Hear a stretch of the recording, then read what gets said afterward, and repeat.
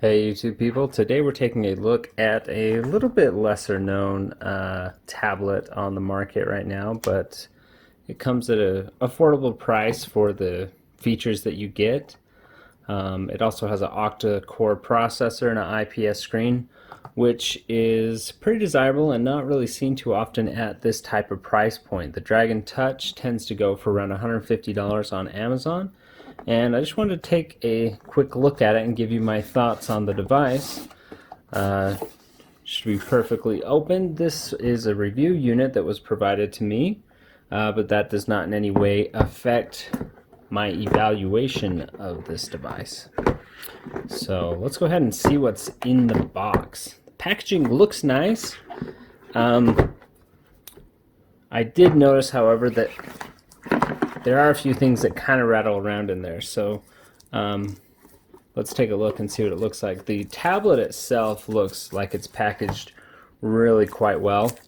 It has a protective sheet on it, and we even have a little screen protector on there as well, but we'll get to the tablet in a minute. Let's see what it was here that was rattling around at the bottom. So it looks like, interesting. Oh, that must have come off of this. So if we look at the adapter, this is a standard 5-volt 2-amp charger, along with a USB-A to USB-C charging cable, charging and data cable, and a nice little card here with a 2-year warranty. Awesome. And this is actually, I've seen something like this in a while, but it's actually pretty extensive and color manual that comes with this tablet. So overall, the packaging is really nice. I would have liked to see maybe these kind of held in place with like just an insert, so they kind of just flipped around in here. Other than that, really great packaging. Let's go ahead and look at the tablet itself.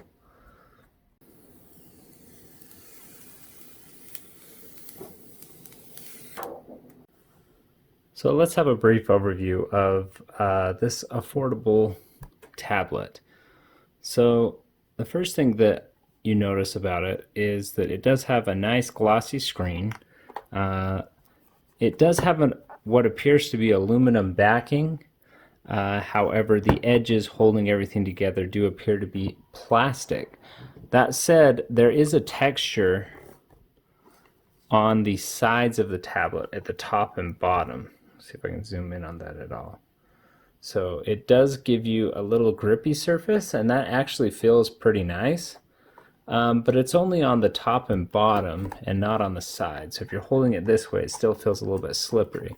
But in portrait mode, it actually feels quite grippy. So looking at the top is flush, except you do have a USB-C port on top and a slot for your micro SD card. Going around the back, you have a camera and actually a flash on the back there. Moving to the right hand side, you have a power button and also some volume rockers. So my impression of these buttons is they do look good, feel good, they're easy to hit, but they are a little bit plasticky. Like I said, the entire edge of this is fairly plasticky. At the bottom you have stereo speakers, and the left hand side is completely blank, so pretty sparse on ports, but that's pretty standard for a tablet of this class. You can see it is quite the fingerprint magnet, but it does clean up pretty nicely once you wipe it down. In terms of hardware, the thickness is about the same as something like a Surface Go. In fact, if you put a Surface Go just to compare side by side, you can see that they're pretty much the same width. The DragonTouch is actually just maybe 1 millimeter thicker than the Surface Go. So that's just a point of reference. It does feel quite solid though. If you push on it pretty much anywhere, it's not really creaking at all. However, if you kind of pull the sides out with your thumbs, you might get a little bit of creaking there, which is not the best. But overall, I was fairly impressed with the build quality of this tablet. Now, one of the first things you'll notice when you turn this thing on is it is quite sparse. I was expecting, if you've ever used a tablet from Samsung or Amazon, what you'll see is a bunch of proprietary apps all over the place. But look at this thing. I've loaded up a few benchmark tools, but all in all, there is pretty much nothing on this tablet except Android and a few Play Store apps. And that's awesome because it's a very clean Android experience. So this is running Android 9, and it has 3 gigabytes of RAM, and it's pretty cut and dry. I was expecting to find, maybe, I suspected, this is some sort of Chinese company that's selling this, and there's going to be a bunch of malware on here or like a bunch of custom apps. There's really nothing except stock Android. So that is actually a plus. I mean, this thing almost feels like a Pixel in terms of the software. And one of the neat things, it even has an FM radio, which I think most tablets don't tend to have that. Maybe the chips in them do, but they don't tend to activate that. So a nice little perk there. You get a little FM radio flushing it out. So the other thing that is a perk of this machine is the fact that it does have an IPS display, and it looks good. I was quite surprised by it. The brightness, here's full brightness, and here's the lowest brightness. It doesn't really pick up on the camera. It is, at least this unit is very cool. It's not a warm screen, it's a very cool screen. However, it looks quite decent. In fact, putting this up next to my Surface Go, the Surface Go is warmer, but the color is quite good. Now, there is a little bit of viewing angle discrepancies, but it is actually really good. This is probably one of the best budget tablets in terms of screen. However, you can see that there is the glass just kind of floating on top of the screen a little bit. It's not nearly as bad as some other budget tablets, but you can kind of see the glass when you're moving your finger. It doesn't feel like it's right on the screen. It feels like it's just a little bit behind the glass panel, because it technically is.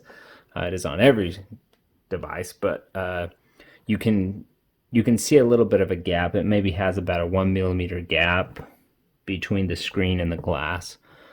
So I mean, that's just the way that it's put together, the adhesion of the glass with the display.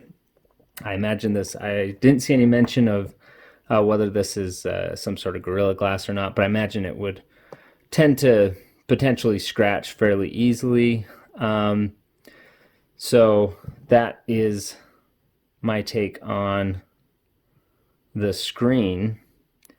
Now, in terms of snappiness, I've run some Geekbench results for you. Let's go ahead and look at that. So in Geekbench 4, we've got a 693 single core and a 2586 multi-core score.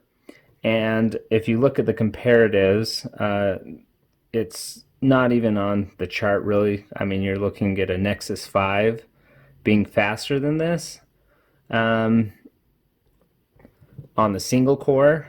The multi-core, it does a little bit better. It's about the same as a Nexus 6 or a OnePlus 2. So it's not the fastest machine, but also you're looking at only $150 for this entire package. And let's go ahead and pop over to Geekbench 5. and see some more comparatives.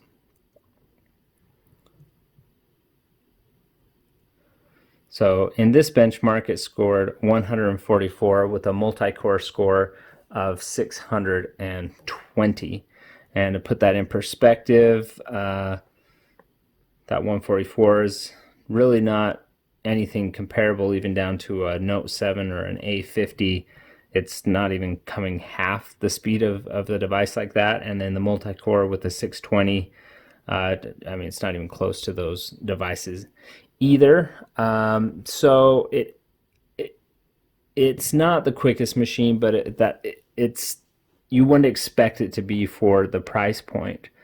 This really is a balance of managing price with performance. It does perform quite a bit better than some Galaxy tabs that I have, some base entry-level Galaxy tabs that are, you know, a couple years old. But if you look at the market for a device like this, basically I would say its biggest competitor is probably the Amazon Fire 10, which is the same 10 inches. And the Fire 10, the newest version, is also an octa-core, and it does perform look quite a bit better than this, you know, by, you know, let's say 20-30% quicker than this device. However, this machine does have a pure Google experience on it, which is kind of nice. With the Amazon Fire tablet, that $150 price point comes with being ad supported, and you have to pay to get out of that. Also, you can jump through some hoops and get different app stores and things running on your Amazon tablet, but it's not a pick up and go easy experience unless you want to stay within the Amazon framework of things. But all in all, you know, I think if you have $150 to spend on a tablet, this would not be a bad bet by any means. In fact, I'm planning on probably using this device to replace some of my aging kids' tablets that my daughters use. And once I do that, I think they'll be happier with, you know, a little bit bigger screen, a little bit snappier performance. And all in all, you know, I don't think you could go wrong with this device. It's actually one of the cleanest, not only in terms of build, but also screen quality and software setup. Just, you know, stepping out of the way, clean packaging, clean look, and I'm fairly impressed with it at this price point. Now, for you power users out there, I definitely would not recommend this thing for your 10-inch tablet device, unless you just want a casual secondary or third device. If you are not, you know, rocking a Surface Go or something like that, and you want to play some Android apps casually, this would be just fine. The performance is adequate. So especially with that octa-core, it really is fairly snappy. So, and with the expansion on the micro SD card, you actually have quite a bit that you could do with this device. So anyways, I hope you enjoyed this look at the DragonTouch. I'll put a link into the description. I think I've seen that it's, you know, $10 off right now. I don't know how long that will last, but thanks for watching, and we'll see you on the next one.